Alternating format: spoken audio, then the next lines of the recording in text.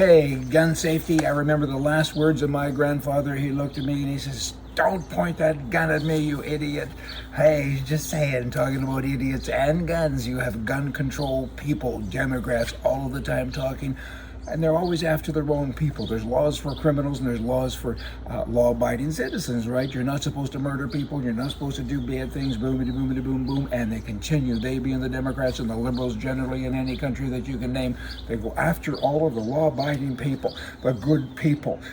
We have laws that aren't obeyed by criminals because that's their job. They're not supposed to, but you know what? They decide. They, bad guys, decide that they don't care about the consequences. And the police, I know what, they just don't know what they don't know. They can't get there in time. Would you rather have a cop on the phone or a gun in your hand, right? Guns are good for good people to look after themselves, and police respond as fast as possible. But you know what? Again, they can't get there in time. You need to be the first responder, and you need to pay attention to that stuff, and maybe don't pay attention to the liberals so much when they say you can't defend your life, because you can. California lawmakers, they now are saying we need more money. Left-wing people need more money because they spend it unwisely. They give it away and they waste it, and that's what they do. And they have to keep coming back to the people, to the citizenry, to get more money so they can go out and do what they do. In California now, they're saying, hey, you know what, since we continue to screw up, let's impose a worldwide net worth tax. Why don't we get 1% of what someone is worth every year, including their art? We'll go into their house and we'll evaluate their art and their toasters and all of those things, and we'll come up with a value, and then we'll take a percentage each and every year. But here's the real rub. They don't have to live in California any longer. If you've ever lived there, they're saying you have to pay the tax because you enjoyed our state when you did live there.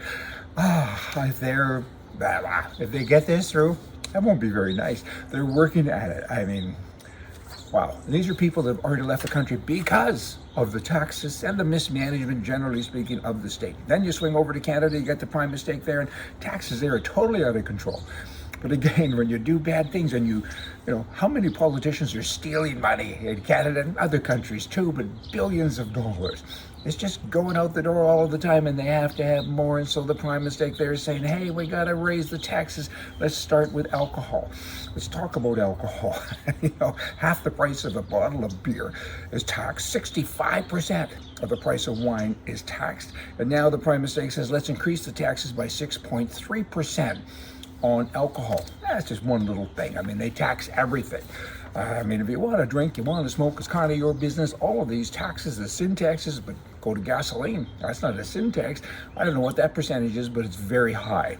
Now, recently I had two Canadians talk to me about President Trump, former President Trump, and hopefully too many future President Trump. And one guy, I told him I was staying at the Trump Hotel, and he said, "Oh, how come you stay there?" And I said, "I'm with my people, but there's no casino. It's quiet, and I like that." He said, "He couldn't get a casino license. Hey, or he lost it."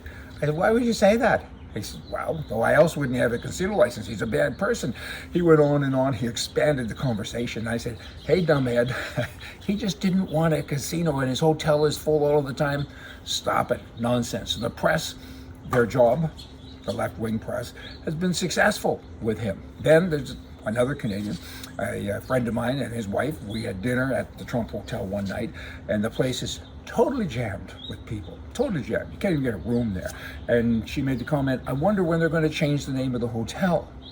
And I said, "Why would they?" She said, "Well, because nobody likes them." And I said, "You should maybe look around. You're not wearing glasses. Wear glasses. I mean, look around. It's a busy place. All of his hotels, they're full. They make money. Why would you say that?" The press, again, they're winning. Help reduce the liberal, help reduce the liberal progression.